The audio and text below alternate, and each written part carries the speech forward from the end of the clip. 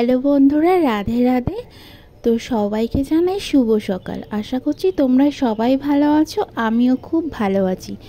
তো আজকের ব্লগটা শুরু করলাম একদম সকাল থেকে। ঘুম থেকেই উঠে একদম বিছানা তুলতে লেগে পড়েছি।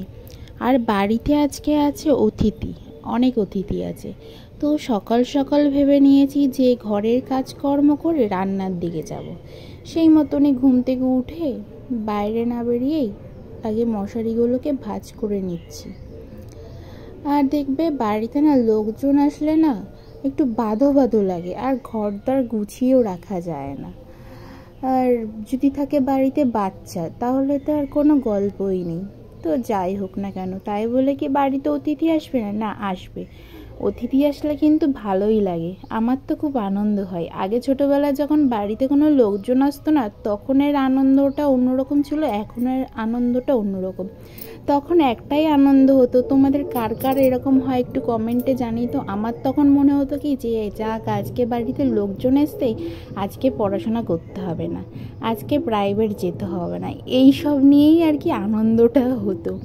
আর এখন লোকজন আসলে মনে হয় কি যে না, যাক লোকজন অনেক দিন পরে এসছে, সবসময় তো বাড়িতেই থাকি, কাউকে তো আর দেখতে পারি না, তো ওদের সাথে একটু জমিয়ে গল্প করা যাবে, এই ভেবেই আনন্দটা লাগে।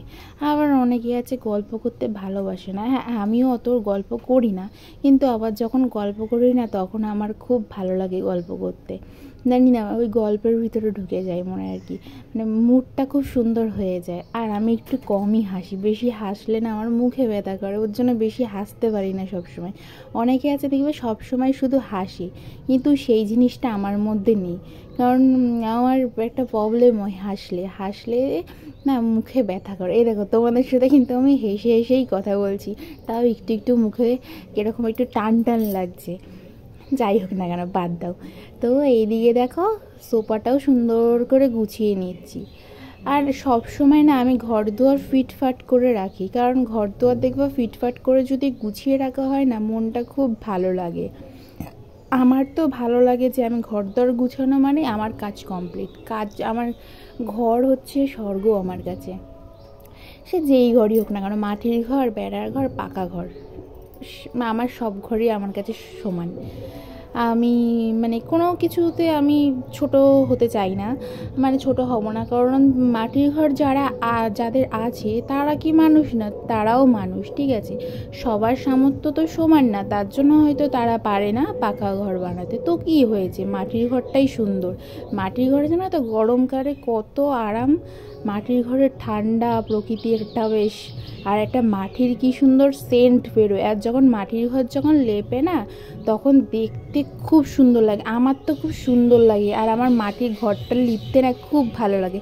কিন্তু দুর্ভাগ্য বিষয়, আমাদের এই বাড়িতেও মাটির ঘর নেই, বাপের বাড়িতেও মাটির ঘর নেই, ওর জন্য লিপতে পারি না। তাই উনুন পাটটা লিপি, আমার খুব ভালো লাগে। সেন্ট একটা বেশ আছে মাটির, ওই জন্য আমার খুব ভালো লাগে। তো এই দেখো, আমাদের অতিথিদেরকে আমি চা দিলাম।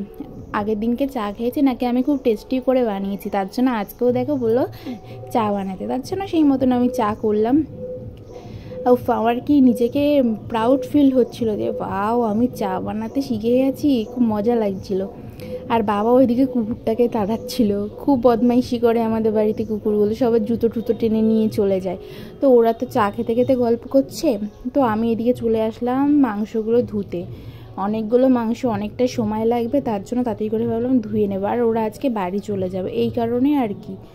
তো আর এই দিকে দেখো, লাকিকে এখন খাওয়াচ্ছে। ও আবার মানে কি বেশ দুধ ভাত এইসব খায় না, ও শুধু চিকেন লাগে, তারপরে হচ্ছে মাছ লাগে, এইসব ছাড়া নাকি ও ভাত খায় না। আর বিশাল বদমাইশি করে, শুধু চেঁচায়, আর কাউকে অচেনা মানুষকে দেখলে বলে কামড় দিয়ে দেয়। আমি তো ভয়ে ওর সামনে যাচ্ছিলামই না, জাস্ট দূর থেকে এই ভিডিওটা করেছিলাম। আজকেও চলছে রান্নার আয়োজন, দেখো ওইদিকে মাংস হচ্ছে, আবার দিকে চিংড়ি মাছ লতি দিয়ে হবে।